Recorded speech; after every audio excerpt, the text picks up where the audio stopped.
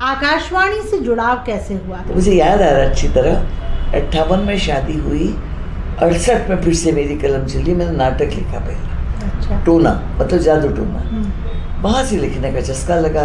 फिर आगरा की एक पत्रिका थी निहारिका, वहाँ भेजने लगी। साथ में MA भी कर रही हूँ।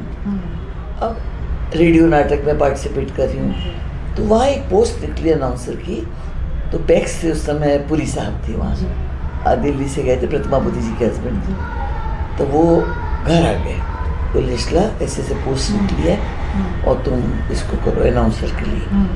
मैंने कहा आप सर ऐसे मत कहिए, मैं और LP नागर घराने की बहू और नौकरी भूल जाइए।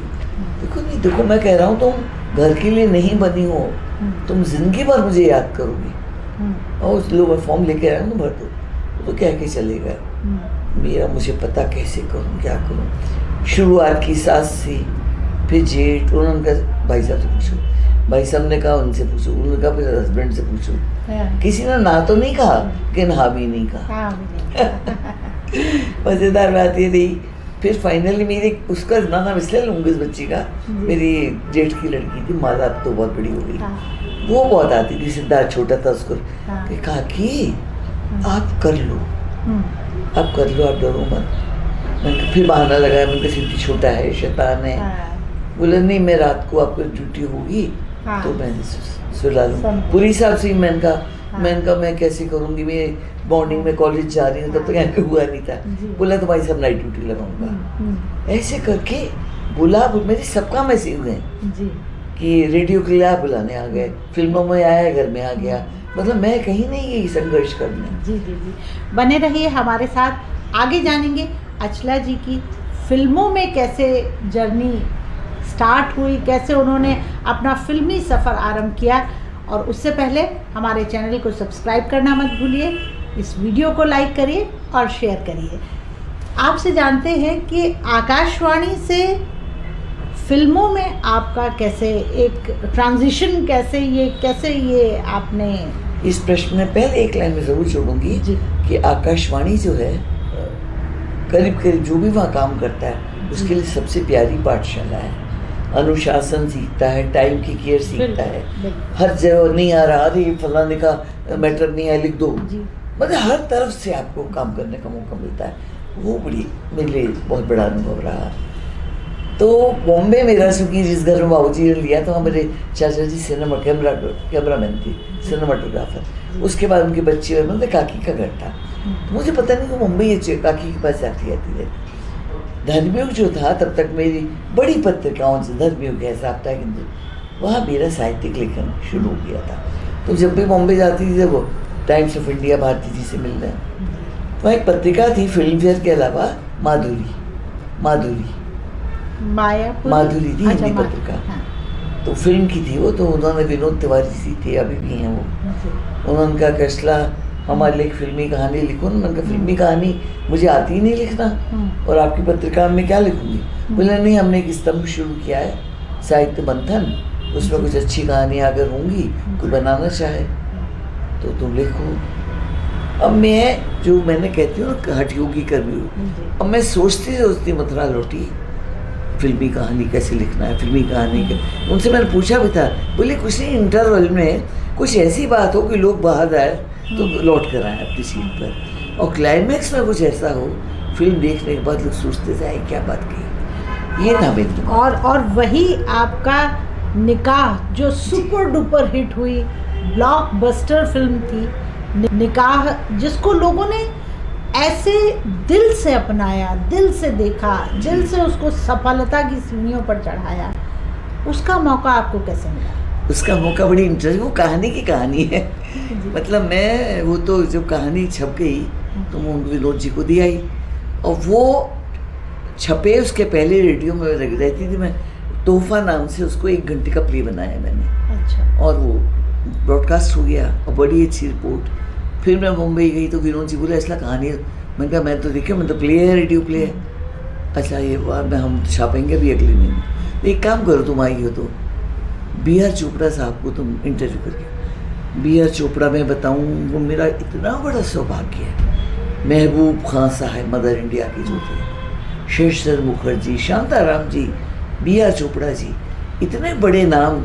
ये मेरा सौभाग्य कि निकाह उन्होंने डायरेक्ट की, वो लास्ट उनकी डायरेक्टेड फिल्म है, उस पर रवि की बागबान। तो उनको मैं बड़ी डरती गई, मैं बहुत शाही थी बात। तो बोले नहीं ऐसा तो हो जाएगा, वो खुद पढ़े लिखे डबल MA आदमी है, राइटर्स की बड़ी इज्जत करते हैं, तुम जाओ बात करो, ये बात करो। अच्छा VCR आने वाले थे, VCR ऐसी चीज़ थी टेलीविजन के पहले कि आप कैसेट डालो और फिल्में देखो, वो आने वाला था। तो चोपड़ा जी बड़े दूरदर्शी थे, तो उन्होंने एक 1.5 घंटे की फिल्में बना रहे थे। तो उन्होंने इसीलिए भेजा विनोद जी ने बात करो कि कहाँ तो आप इंसाफ का तरह सेट पर है आपके, कहाँ है छोटी फिल्में। बहरहाल पहले की ये बातें थी, फ़ोन किया जी आप आ जाइए 2 बजे। अब तो कोई फ़ोन ही नहीं उठाता है, कोई नहीं फ़ोन नहीं उठाता है। तो ये बड़ा अच्छा टाइम था मेरे लिए, गोल्डन एरा में भी गई मैं। आए, बातचीत हुई, बातचीत ख़त्म हो गई और मैं इतनी पता नहीं कहाँ से पहली बार शक्ति आ गई। मैंने कहा जी छोटी कहानियाँ आपके यहाँ कहाँ से आती? बोले बहुत है मेरे यहाँ, सारे इतने बड़े राइटर्स वो देते हैं, कहीं मिल जाता है। तो मैंने कहा जी मेरे पास रेडियो प्ले है, बस सच में छपी हुई कहानी नहीं थी, उनका रेडियो प्ले है। तो ठीक है आप छोड़ जाइए, परसों फ़ोन कर लीजिएगा, तब तक शायद मैं पढ़ लूँगा। अब वो एक दिन गया, परसों आ गया, और मैं जैसे ही फ़ोन में चाची जी का फ़ोन भी था, जैसे ही फ़ोन बजे काट के रख दूँ, नहीं मेरी हिम्मत नहीं थी, मैं नहीं बात कर पाऊँ, पढ़ी नहीं होगी। इस तरह करते करते कल के दिन मथुरा जाना है। तो मीना कुमारी जी की जो बहन थी छोटी, महमूद जी की एक्स-वाइफ थी, मधु आपा, उनके पति से हमारे फैमिली के रिलेशन है। मैं कहा उनसे मिल के फिर कल तो जाना ही है मथुरा। तो मैं मधु बोली कि नहीं असला रुक जा, किशोर अभी मीटिंग चल रही है अंदर चोपड़ा जी के साथ। मैं कहा यार मैं तो भागूँ यहाँ से, फिर उनसे पकड़े, बहुत डर रही मैं। बोले नहीं खाना खाए बिना नहीं जाना है अंदर। चोपड़ा जी ने जब बाद में अपना वचन बताया कि मैं पंडित नरेश शर्मा जिनकी गोद में बड़ी हुई मैं, तो वो ये कह रहे हैं कि एक लड़की मुझे कहानी दी, प्ले दी गई है, और फ़ोन का था, फ़ोन भी नहीं है, मुझे बहुत पसंद आई, मेरी वाइफ को बहुत पसंद है। एक मतलब मैसेज वाली फिल्म बनाते रहे वो, इतना बड़ा मैसेज जाने वाला है ट्रिपल तलाक के मुद्दे पर, लेकिन कहाँ। तो पंडित नरेश शर्मा मेरे चाचा जी मुस्कुराए, बोले उसने नहीं बताया कौन है, किसकी लड़की है? बोले नहीं। बोले वो अमृतलाल नागर जी की बेटी। अरे उनके तुम्हें घर से आ चुका हूँ लखनऊ। बहरहाल वो बात हुई, दरवाजे खुले, मैं बड़ी घबराई सी बैठी हूँ, देखा तो बड़े इधर आइए, मैं जैसे बड़ा कोई अपराध कर दिया मैं। बोले कि आपकी पहली बात, आपकी कहानी पर, आपके रेडियो प्ले पर मैं फीचर फिल्म बनाऊंगा, वीडियो फिल्म नहीं बनाऊँ। तो मैं चुप, 8 मोटे हाथ से देने लगी, सोचा ही नहीं था कभी। फिर बोला उन्होंने कहा कि आपने ये क्यों नहीं बताया कि आप नागर जी की बेटी हैं? मैंने कहा जी अब बताऊंगी। आपको अगर कहानी अच्छी न लगती, मेरे पिता बहुत बड़े लेखक हैं, उनका नाम खराब हो जाता है अगर आपको कहानी पसंद। अब ये कहते हुए मुझे अच्छा बस वो वक्त लेगा, घर अपने ऑफिस लेगा, साइन किया। मैं एक प्रश्न आपसे पूछना चाहती हूँ, और शायद ये सभी हमारे व्यूअर्स भी जानना चाहते हैं। आपकी जितनी फिल्में हैं, चाहे वो बागवान हो, चाहे निकाह हो, आखिर क्यों हो, ईश्वर हो, उसमें कहीं ना कहीं स्त्री पात्रों में और पुरुष पात्रों में एक संतुलन है, और दोनों एक मैसेज देते हुए नज़र आते हैं कि अगर निकाह में ट्रिपल तलाक का मुद्दा है, तो निकाह में वही राज बब्बर भी हैं जो अपनी बात कहने की क्षमता रखते हैं, अपना स्टैंड रखने की क्षमता रखते हैं। तो ये संतुलन आपने कैसे बनाए? हालांकि आई एम श्योर लोग आपको नारी पात्रों के लिए ज़्यादा बात करते होंगे आपसे, लेकिन मुझे कहीं ना कहीं ऐसा लगता है एक बैलेंस है।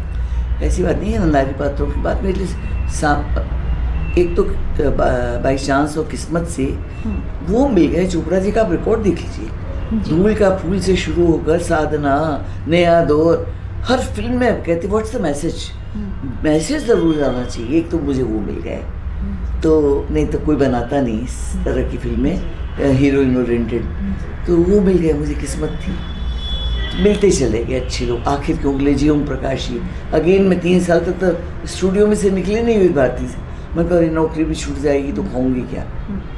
3 साल बैठी, फिर मुझे गुस्सा आने लगा, यार फिल्म इतनी बड़ी, फिल्म फेयर अवार्ड मिल गया पहली फिल्म में और मैं यहीं घुसी बैठी हूँ। तब मैंने पहला नंबर लगाया एक फिल्म डायरेक्टरी में, तो जी ओम जी का। उनका, देवी जी आप वही असला नागर हैं? ने कहा मैंने कहा जी, तो आप आइए दर्शन दीजिए। फिर आखिर क्योंकि कहानी स्मिता को पसंद आ गई। वो ज़रूर था, ऐसा सोच के नहीं, वो महिला, जैसे मैं अभी कुछ एक नाम नहीं लूँगी, कुछ सीरियल आ रहे हैं, बहुत शोर हो रहा है उनका, लेकिन हम जो हैं कि अगर कोई मैसेज जा रहा है तो ज़्यादा नाटक मत दो, उस मैसेज के आसपास रहो। उसमें चाहे पुरुष आए, देखो अकेली औरत कुछ नहीं कर सकती, उसके आसपास पुरुष भी आएंगे। ये गलत बात है कि आपने और उसको डायलॉग पे डायलॉग दिए जा रहे हो, मैं नहीं, जीवन में पुरुष भी मिलते हैं साथ, वो ज़रूरी है, वो बैलेंस बना के चलना ज़रूरी है।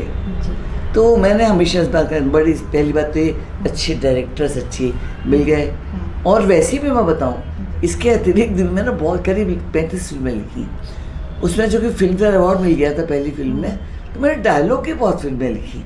उसमें ये नहीं कहा कहानी मेरी नहीं हो, लेकिन इतनी नगीना, 75 हफ्ते डायमंड जुबली, निकाह के बाद हरमेश मल्होत्रा जी की गाने उसकी गाने श्रीदेवी की थी उनको, और उसके बाद हिंदी सिनेमा का पहला सीक्वल वही था। उसके बाद निगाहें बनी पार्ट 2, जिसमें अमरीश थे और ये थे ऋषिता, और उसमें आ गए अपना सनी देओल और अनुपम।